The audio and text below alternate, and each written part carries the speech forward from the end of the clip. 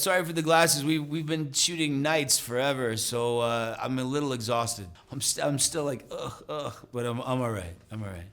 Wardrobe is new. Her friends are new. The scenery is new. The attitude is new. Everything's new. Ooh, there's a lot new with Daryl in season 3. First off, he's in Spain. Emotionally, I think he's sort of at a place which we tease about in some of the trailers. He's got this running dialogue in his head, and what is it all worth? All we do is we run and we fight and we run and we fight. Maybe there's a better way to live. Maybe I'm doing this wrong. You know, he's seeing people fall in love around him. He's seeing people live happy lives, and we saw a little bit of that in France. Like he would hear a cello or a violin, and he looked up in a window, and there's this old couple having a nice romantic candlelight dinner, and they're smiling, and he's kind of looking at it like, wow, people still do that. And he's seeing, young love, and he's seeing family situations where they're making it work. We sort of introduced this dialogue of him like starting to think about it, like all we do is we run and we fight, and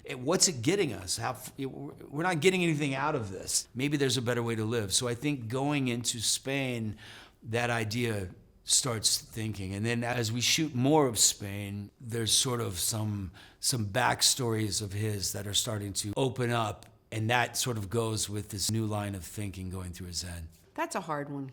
I feel like I'm getting all spoilery if I take you on her whole emotional journey. I think we find her more hopeful than ever. Her whole perspective is kind of opening up like a flower. I don't know how to put it, but something that happened in the tunnel has opened the way for her to see things in a new way. She might be a little internally giddy. I mean, we filmed in the areas where they filmed a lot of these spaghetti westerns. So we try to do it with our key art, with our posters, try to make it a more Western vibe. I've always wanted to be in a Western. So, Daryl Dixon seems like he's kind of made for a Western. Color palette is different in Spain than it is in France. The energy's different, the people are different. There's a very naturally, we sort of slid into this direction, and we always wanted to do it. So, especially episode 5 is really like that.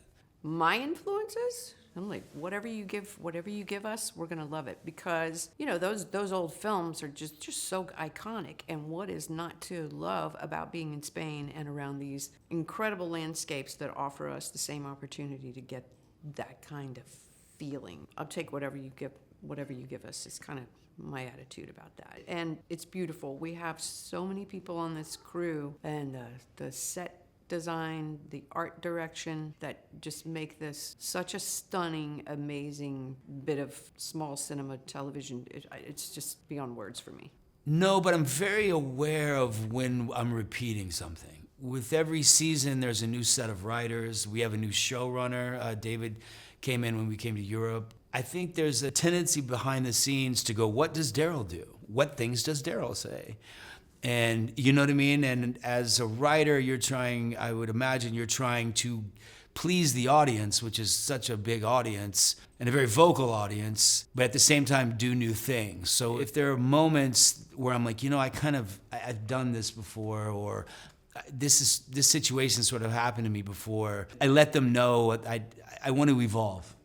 So as long as the character is evolving, which he's doing, I'm very happy with it. I mean, you as a person, me as a person, we evolve. Our 25-year-old self isn't the same as our 18-year-old self, so you want to see him grow. Yeah, people, I think an audience can tell if a character's not growing. So as long as I'm growing, and you're still in an apocalyptic world, people are still trying to take what's yours. Everybody's bumping chests all the time, so there's still that element to the show. But as a character, he's definitely evolving, which makes me happy. I can see how I could have get tired of playing this character had she not just continually evolved. And we started in a place with this character that there was so much room for this woman to evolve from where she started to heal along the way, to get support along the way, to find herself along the way, to love along the way, to change along the way, now to open up and explore along the way, to heal some more, to continue.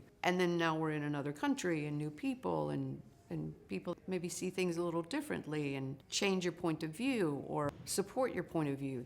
The world just keeps evolving, and these two characters in it. I think the humanity that is expressed in the show, that the people who are ever walkers were somebody, that we are still hopeful for something, that have someone with you that shows you more of yourself and more of one another, that keeps you going.